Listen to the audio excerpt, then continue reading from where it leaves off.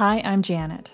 After years of trying to figure out the film industry, making some gains, only to see them dwindling away, I finally got my shit together and I made $85,000 my first year in the film industry in Los Angeles.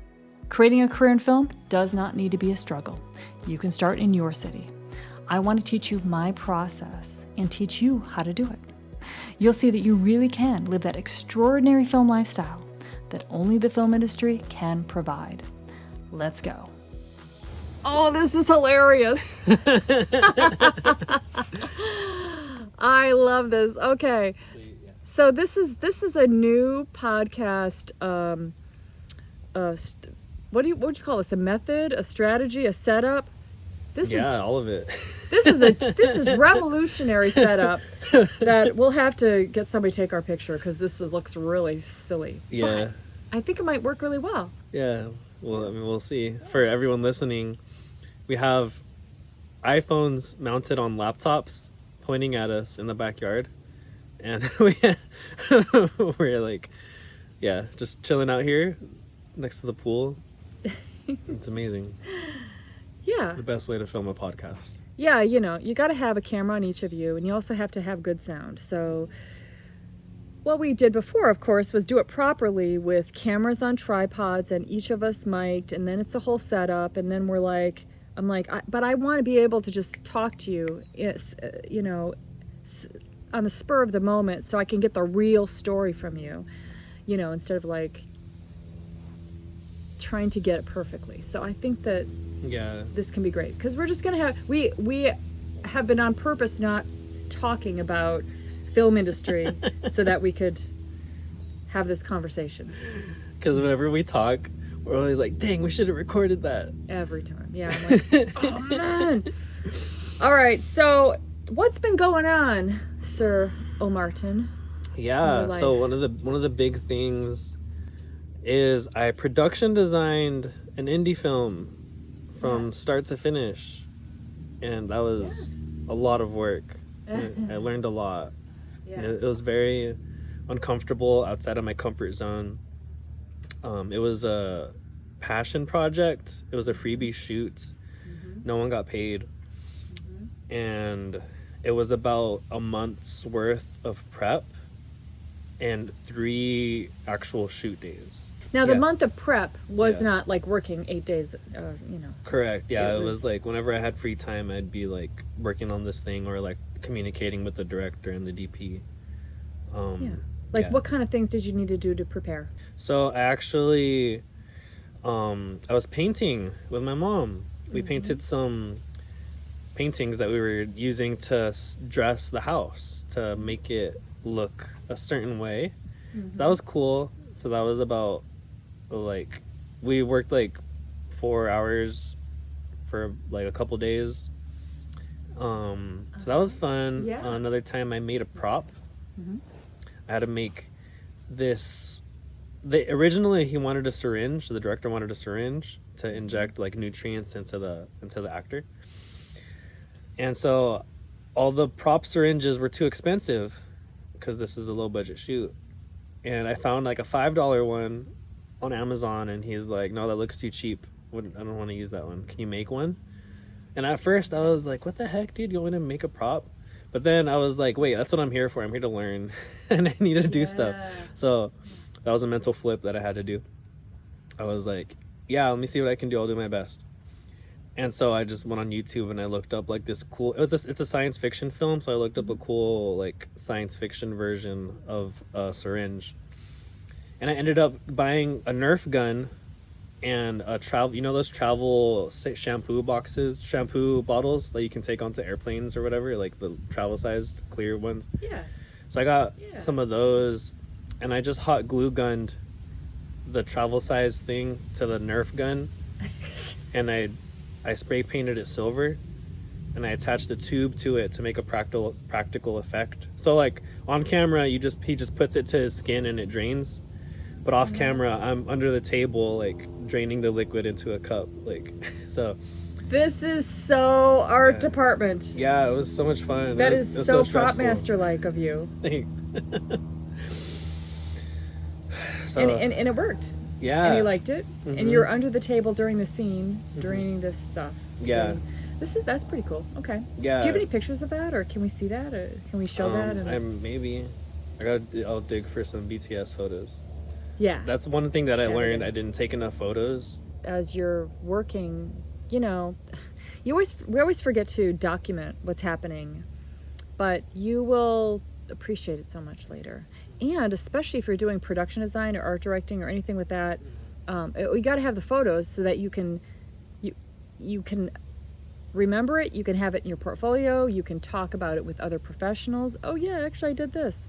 And you can laugh about it later when you realize, all the things you jimmy rigged together, and you'll remember that. So yeah. And even like another thing that I learned on this shoot, specifically being a production designer, is figuring out tasks to delegate to my team. So that's something that this shoot really like helped me realize and helped me get better at. So like repetitive things, like we had to put a microchip on the actors. Like pretty much every scene we had to get adjusted, and we had to like draw a scar on their neck. And so it was me doing that. But looking back, I should have taught somebody how to do it because it was so simple and repetitive, and it was taking me away from other tasks. So yeah, stuff like that, it's like you live and you learn. Yeah, that and how else do you learn it other than being on the spot and then realizing, oh, is this something that I could have delegated or that I could delegate right now? Yeah, I think that's how you get smooth, and that's another real benefit of doing these indie films or in these shorts is you don't know it until you're in the position to figure it out. And then your brain has to go through, oh, I got 10 minutes to get this together and I need to be focusing on this other thing. And yeah, so you learn how to ask people for help. You learn how to see if you have enough time with the AD to make an adjustment, all these things. Yeah, I think, talk about maybe how you're getting into making a living of reproducing syringes and it's a different life than retail or anything else you've ever done. Oh yeah, it's amazing, so cool. Like when I was making that prop gun or that prop syringe thing, I was just watching Karate Kid on TV and just like playing with hot glue, like so that's my life. And spray painting in the backyard, so it's fun. That's why I love our department, it's just because the randomness that happens. And then another thing that, like, one of the main struggles that happened during this freebie is like a lot of mental, like negative mental thoughts associated with this because it was a freebie. So I remember thinking like, dang, like, is this really worth it? Because I wasn't getting paid. I could go be making like at least 210 a day PAing on something, or sound mixing on another job. So that was kind of like weird for me, like making myself dedicated to this project instead of like looking for sound work or PA work. So that was something it was a challenge. Okay, so a couple things on this. You have so many options now that you could be doing, and you have work that is coming in that that if you made a couple calls, you could have even more work and be all filled up. So it's almost like where you're at, you have too many options to devote to working for free for somebody. But at the same time, if you want to be a production designer, then you would jump on that opportunity too, as long as there's some money there so that you can do something that is worth your while and that actually looks good, that is possible, and also the quality of the people that you're involved with.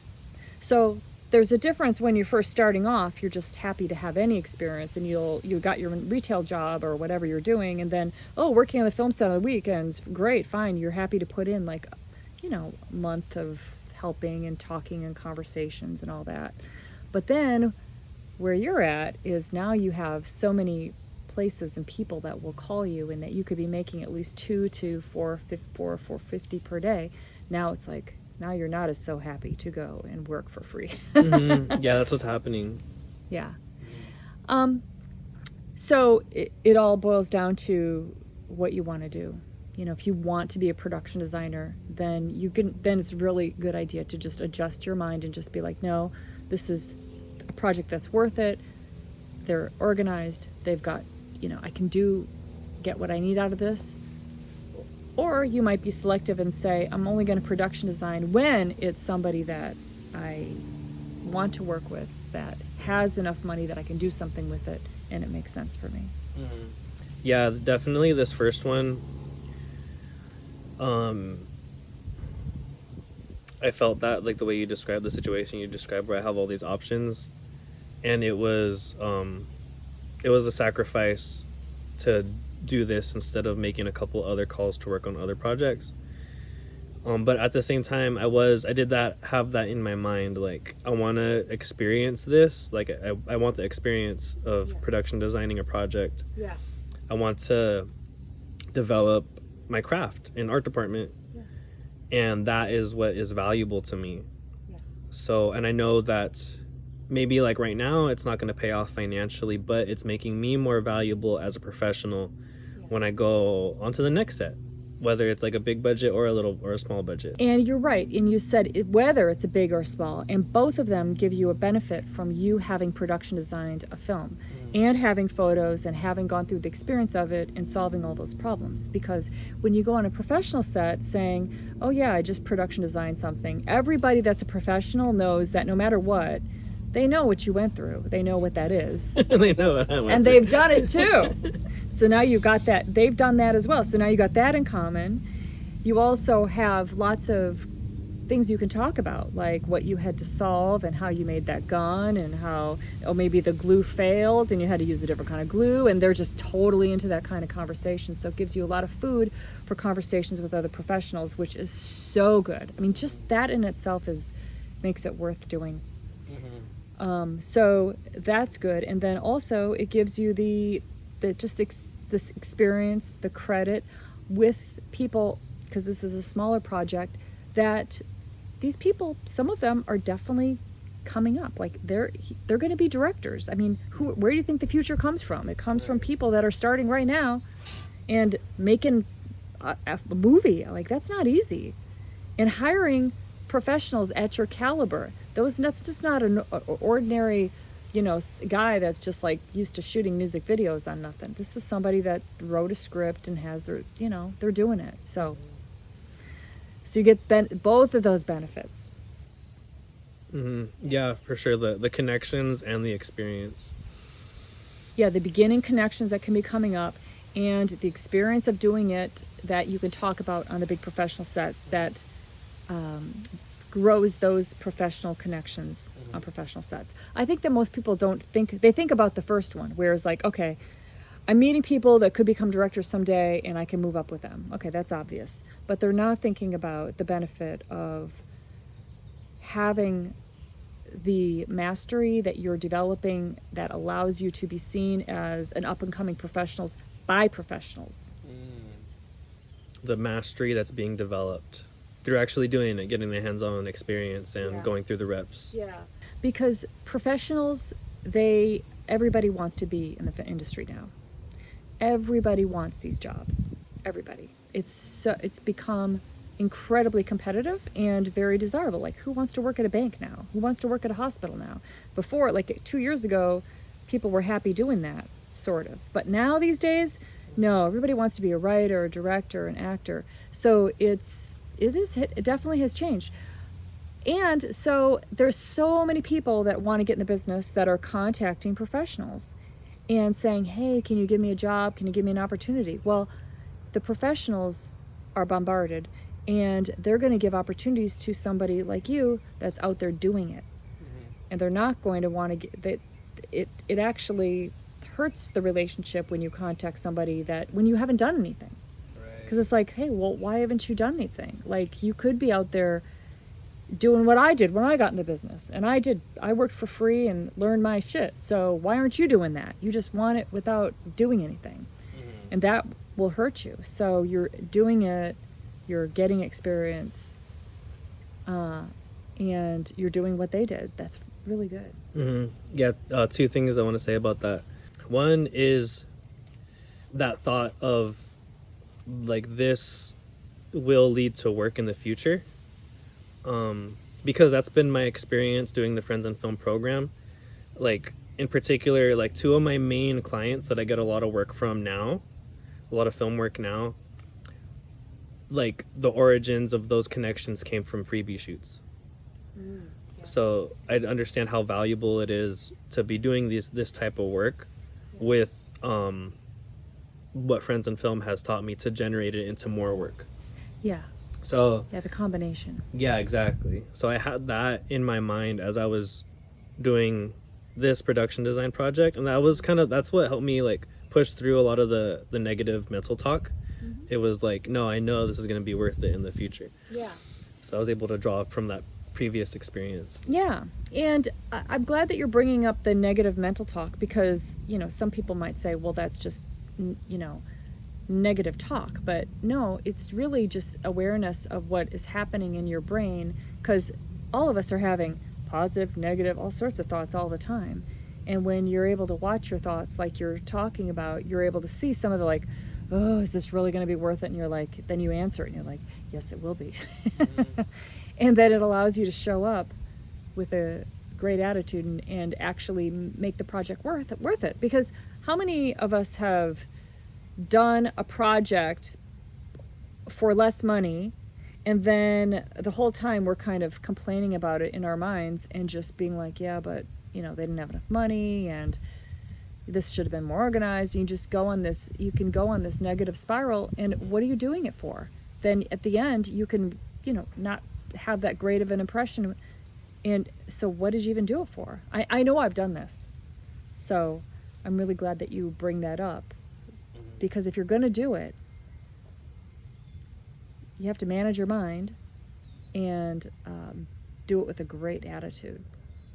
Yeah, and that makes it different. Like that's what I would tell myself. It's like this way that I'm talking to myself right now is not the best way to approach this situation if I want to make the best out of it. You mean at the moment when the negative stuff's happening? When you had a negative thought, and just maybe give an example. Yeah, so like if I'm like I don't know, complaining about traffic on the drive there, it's like I'm like putting myself through all this traffic, to not get paid. It's such a long drive, so like that kind of stuff. Yeah. And I'm thinking like, I'll catch myself and I'll be like, wait, I don't want to be thinking like this. I don't want to approach the situation with this kind of energy. So then I flip it. I'm like, I'm grateful for being a part of it, for being like a part of this movie magic. So, that's what we're talking about, like being in touch with, being aware of those negative thoughts, and having the control to change them. Yes, yeah. You watch your mind and know that the thoughts are going to come in your mind, all kinds of thoughts. Like I say, we have 60,000 thoughts in a day. So you just watch them, and then you choose the ones that go with the result that you want to create. Yeah, especially when things go wrong. Like I normally don't have that when things go wrong, like negative self-talk when things go wrong. But that's also another example of like, if you need to solve a problem, it's better to solve it from a space of being cool-headed and relaxed, as opposed to like frantic and desperate. Because you'll like, just having those two different mindsets will create two different results. Like which one would you rather be in if you wanted to solve a problem? It's like, I'd rather be in the calm, cool, collected mindset during the chaos of a film set to fix it all. Yes. Yeah, I'd like to actually talk about that topic more, but maybe not right now. Okay. But I would like to talk about that. Okay. I wanted to right now. But good podcast episode. It would be a good podcast episode, because the shit hitting the fan on film sets is, it's part of the job. So maintaining your mental abilities when there's a lot of pressure. It's definitely part of the job. Okay. Yeah, that's one of the things I like. But Yeah. there's a second thing I wanted to talk about. Yeah. You mentioned when we go on these bigger sets to talk to professionals, they'll I had that experience recently. Jake, one of our other friends and film mentors, he invited me to an art directors guild meeting. I was able to talk to like union people and be like, oh yeah, I'm production designing a short film, an indie film. And they're like, oh awesome, like, you know, that's how we all started. And so like hearing that from them, like people that have made this their career, it was so reassuring. It's like, okay, cool, like I'm right where I'm supposed to be. Like, Yeah. you know, I've only been in the industry like 2.5 years or something, and they've been in it like over 10-20 years. So hearing them say like, oh, like that's how we all started, it's like, wow, cool, like I'm on the right path. So yeah, you're on the right path, and you probably felt in that moment, I'm glad that I did that project, because then I could say that. right, exactly. So that's how the benefits of doing these things. Mm-hmm. Yeah, without having done any project like that, then how you're representing yourself is, yeah, I've done some set dressing. Mm-hmm. That's good. Nothing wrong with that. But now you can also say, I've done some set dressing, I've done some props, and I've also production designed an indie film. Mm-hmm. Okay, yeah, you're definitely looking for mastery. It tells me how you're approaching your career. Cool. Yeah. And if I'm going to mentor somebody, or if somebody's going to mentor you, then who do you think they're going to mentor? Somebody that is just set dressing, only set dressing, and says, yeah, I want to be a production designer someday. Or somebody that's set dressing, also working as a prop master, working on music videos, also production designing. Mm-hmm. Feature. Right, the one that's out. yeah. Yeah, you're going to want to mentor that person. Mm-hmm. When you're building your career, when you're building your experience by working for free in particular, you are building something and you're also sacrificing things at the same time. Like you might be turning down paid work or other opportunities, or maybe this new date that you want to spend time with, or who knows, you know, that you're choosing to develop your talents, you know, by working for free. So,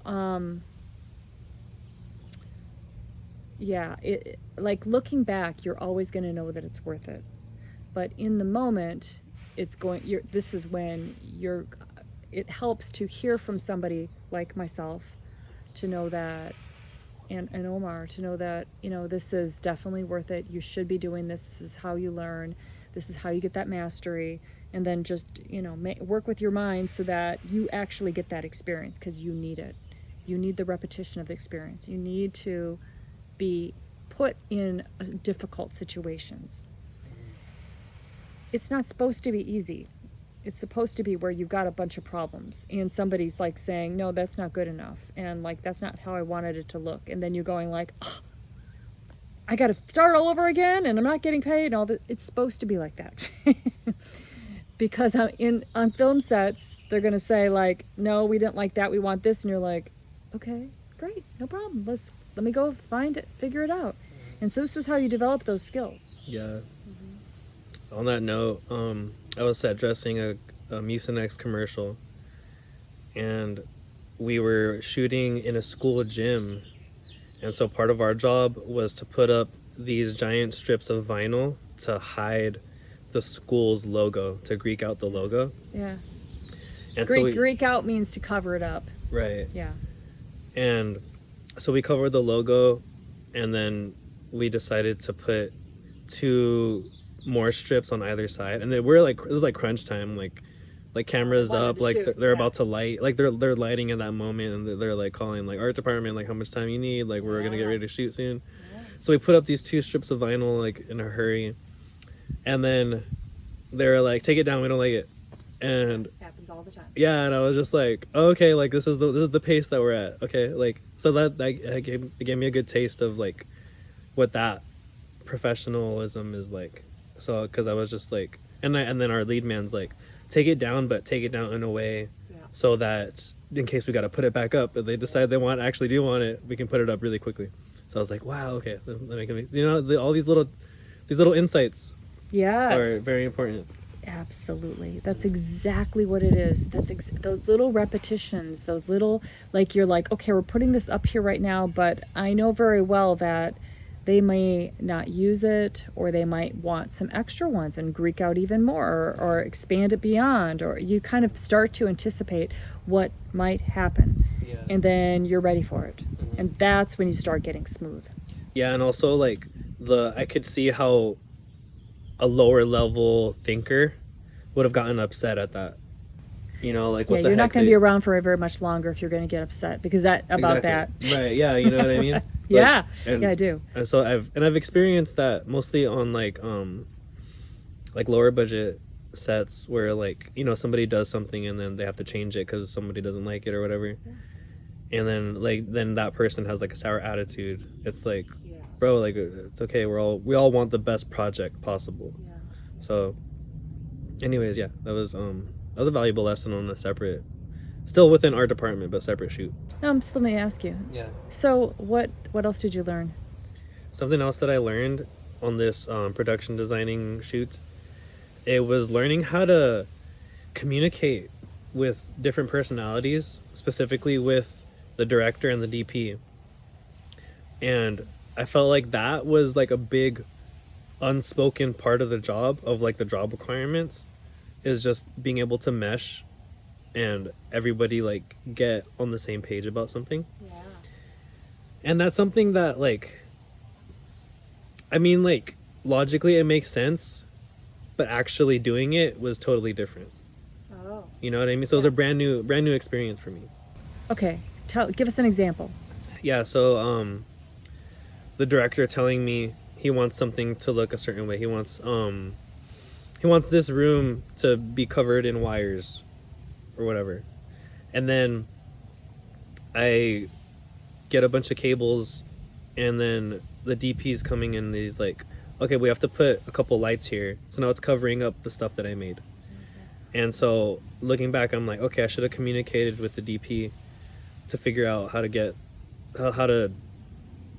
go around that, to keep the set dressing like and the lighting like harmonious. And then he told me, he's like, oh, just dress the stand with more wires in case it shows up on camera. And I was like, oh wow, that's a great idea. So that kind of like collaboration. I just put a piece of duvetine on the stand because it was in the back of the corner, like still dark, and I just kind of grabbed the cables from the background and covered it in the front. So that's something I can see. With experience, you're going to look at the storyboards, you're going to talk to the director and the DP before you start to have people dress the set or dress the set yourself, to find out what are we shooting, when are we shooting, what are the shots, how far are we looking, or whatever, how are you lighting this, and then from there you start your work. And so you're going to know with every single job, you start to know what are the main elements to do my job really well, and you find out what you need to find out. You don't, and part of Get It Factor is knowing that you're not going to like talk about it forever or talk about details that are not important. You're only going to say in that moment, ask exactly what you need to know, and then you're off. But I think that what questions to ask is, you learn this as you have experiences. And that's why you have to actually take the responsibilities of doing these shoots to get good at the job. Because you just can't learn it any other way. And something that I talked to the director about and the AD, I was like, oh, you guys, just to give you a heads up, in preparation for the next film, so it can run a little more smoothly. You guys asked me to dress the set, the next shot that we're coming up, to make sure it's ready, and I do that, but then we have to break down everything, or half of the stuff that I set up, so we could get the lights and camera in there, and then I have to do it again, so it's doubling up the work. So just wanted to give you guys that heads up that maybe we can figure out what exactly needs to be prepped and what we can have on standby, instead of feeling the pressure of having to have the set exactly the way we're gonna like what we think needs to be. Does that make sense what I'm asking? I worded it way more eloquently on set. Yeah. What basically you're like saying, well, yeah, it's good. And so kind of coaching them or having them think about how we can all work together in the future is really valuable. But what I think is very valuable is to be in these situations where it doesn't go well and where you're having to do extra work, and then you go on to a set where you watch it with new eyes now, because you're like, oh, this is actually how it's supposed to be done, and that's why. And you would never have noticed that if you didn't have your own personal experience where it didn't go well, because these things are not thought of. Yeah. And also, just like the difference in the size of production, like the difference, like the size of the art team, like being able to have set dressers move a couch to make room for the AC, or all everybody that needs to be in the room to shoot, and then like being able to put it back in for when we're gonna turn the world around, when we're gonna shoot the other way. So things like that, that just kind of, I mean, everybody on set is more like of an oiled machine because they've done it so like on a professional set, as opposed to like an indie film where it's like it's only me and some people that have never worked in art department before. Yeah. And I think that you pick up a lot on the indie set that when you get on the professional set, you're like, oh, we're going to be doing a turnaround now, so now we need to have that couch standing by, and don't put that lamp back in the truck because we're going to need it on the turnaround. You'll know a lot of these things. So, and then you can also be much more helpful and anticipating on the professional set. I mean, obviously the whole reason why we do this is to get really smooth on the professional set, to learn our shit, basically. So yeah, and sometimes we don't want to do it. We just want to go and have a relaxing weekend and not have to. Why do we have to work so hard on our craft? Why can't we just get the jobs? I remember when I started, I was just like, I just want the National Geographic, just give me the jobs, I'm sure I'll figure it out fine, and give me the jobs, give me the opportunities, let me go with the Amazon, come on, I'm ready. And I remember some people that were mentoring me, this one guy's like, you're not going to make it because you don't care about any of the details. And I'm like, no, I just want the experience. I didn't say that, but I'm kind of like, I care about the details, but I didn't actually. But this is that's not a good attitude. And I did care about the details, but when it was my ass on fire is when I cared about the details. So I think it's quite helpful for us to tell the audience that, yeah, you're going to need to know the details. The details will help you go even faster, smoother, and it's all worth it learning these details, even though you don't always want to. And that's why you want to do the mental stuff to tell yourself, yeah, no, this is really good. I need to get this experience, and this will really serve me in the future, because it will. Yeah, and that's get it factor thinking, like having the mindset of I'm going to do my best to make the best project instead of what am I going to get out of this, just being selfish with it. Yeah.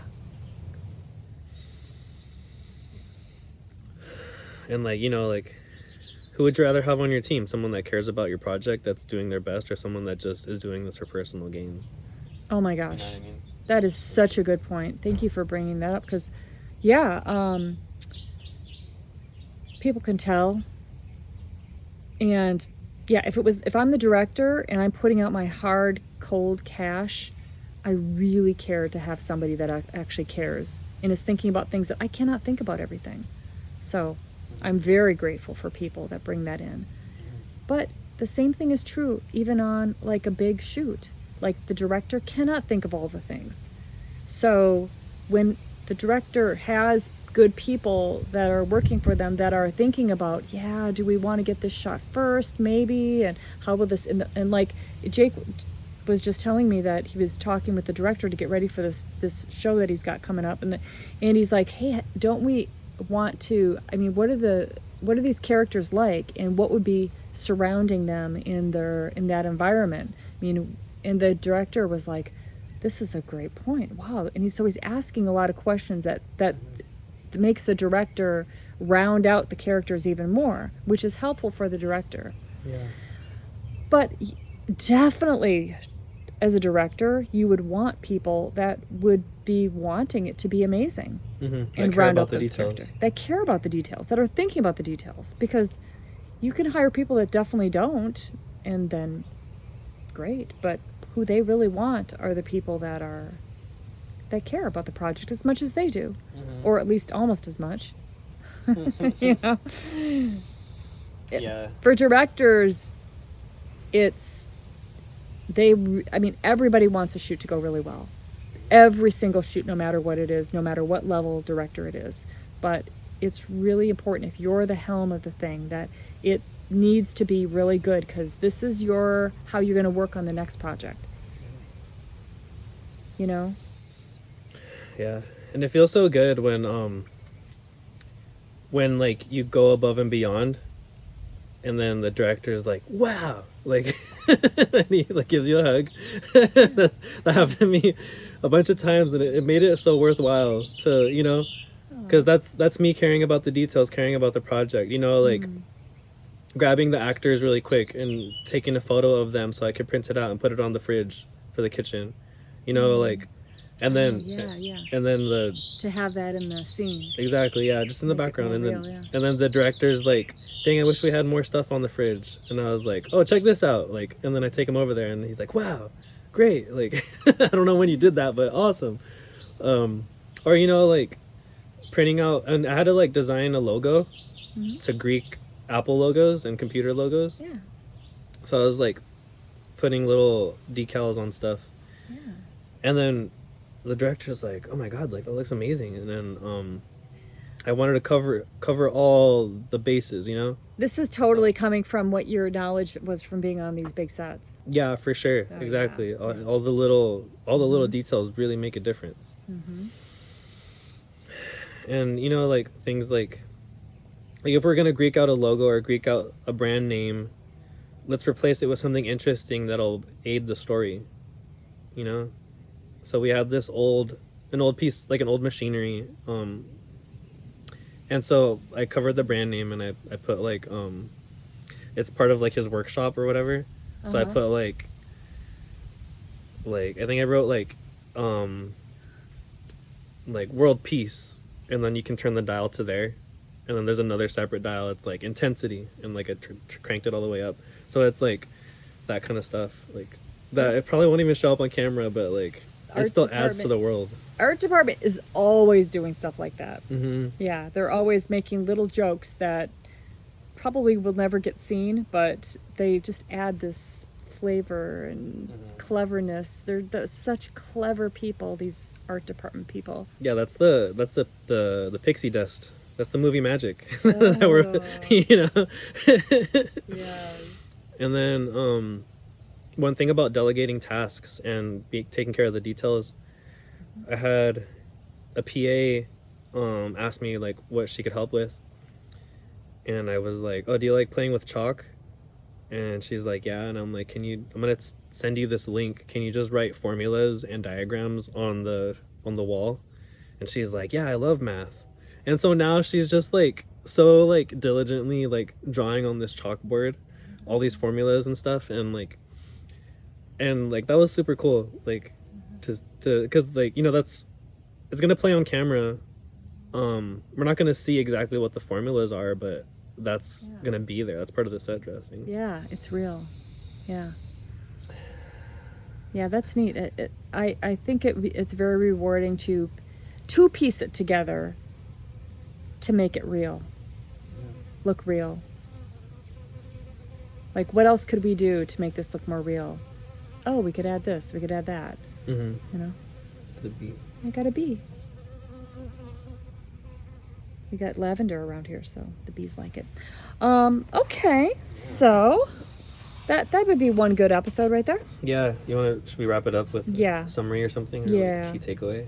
It's important to like get out of your comfort zone. That's like the main thing that was driving me to do this this freebie. And I know that when we go out of our comfort zone, that's something you taught me. When we go out of our comfort zone, it's self-love. Like we love ourselves enough to grow. And like when we do that, when we step into the unknown, it forces us to grow. And it's not anything that's bad. Like we're kind of taught to like stay away from pain or whatever. But actually like stepping into that, going and like making mistakes and feeling all the emotions that come with that and overcoming it, that is what makes us valuable. And that is what like gives us that mastery. And it's like the fastest way to level up. Like, you know, just going and doing the hard stuff. That was very good. Thanks. I got nothing more to say to that. That is beautiful. Thank you. Another thing to note for everybody listening is I'm doing these freebies in tandem with paid shoots. And I think that's important. Like you can, if you're just stuck in the freebie land, you might like, that's not exactly the best way to build a career. You have to actually get on professional sets to be a professional. So, yeah. And that's what we teach you at Friends in Film. We teach you how to get on professional sets. Yeah, I mean, I think that's really one of the main things that we're teaching is how to make a career out of it. Because you can definitely go for 10 years and just work on freebie stuff with other emerging filmmakers. And then all you have is if they actually move up, then you might move up with them. But what often happens is when they do, if they do move up, like say something goes to Sundance and takes off, then now there's real money behind it. And now they're going to have to go with professionals. So not you if you don't have any professional exposure. So that's why you really need to combine both. You need to be building them both up at the same time. Your professional exposure, mentors that are professionals, be on professional sets consistently. Doing the lower levels in the department on the professional sets because that's where you're at and you're growing and you're learning from the masters, and then taking that responsibility on the freebie shoots. The perfect combination, and then they both feed each other, right? And how they feed each other, I've said this before, but how they feed each other is on the professional sets. You are able to talk about all of your work, and then you're already building the mastery, so then you develop more mentors that want to teach you because you're already doing this for yourself. And then on the freebie work, then you come in with that additional knowledge that you are getting from these big professional sets and do so much better job. So you're going to attract better quality filmmakers to you because you are a professional that is also building yourself up. So now everybody's going to want you, and a lot of times they'll start to pay you because they're getting somebody that also works on a Netflix set in our art department. So they're paying you, or they will be much more happy to pay you for your mastery because you are a professional. Yeah. And that's something that I was able to like walk on set saying like, oh yeah, I'm a film professional. Like I PA and I do sound and I set dress on bigger budget sets, and like I'm doing this for experience. So like by me being able to say that, and also like just the way I carry myself and I move on set, like people can tell. Yeah. So I feel that for sure, like that I don't know what it is, just like the sense of like I know what I'm doing. Yeah. They know that for being on set, that part. Set savvy, or I guess you could say confidence, set confidence. Yeah, the quiet confidence. Set savvy, set confidence. You were talking about how we develop mentors on bigger budget sets and how we can like get their input and have them as a resource to help us on the lower budget stuff. And so that's exactly what I did for this particular shoot. I hit up Jake. Jake was one of the guys I asked for advice on. I asked for advice, and then a couple other production designers, and it was very valuable to get their take on it. It just really like gave me a better framework to work with. So it's very valuable to have that for sure. Because you can get advice that can make you do a better job on this shoot that you would never have thought of or would never have experienced for maybe many years. So you get that shortcut. Yeah, it's a shortcut. And at the same time, when you are reaching out to people, asking them for advice, now you're in their minds again. So when they have a shoot, now they're going to call you to work as a set dresser. Because it's another touch point. Yeah. So that's why, again, it just works so well together. Professional and then working on these projects just goes together like peas in a pod. Thanks for listening today. And if you have a moment, could you please leave me a review? I would love that.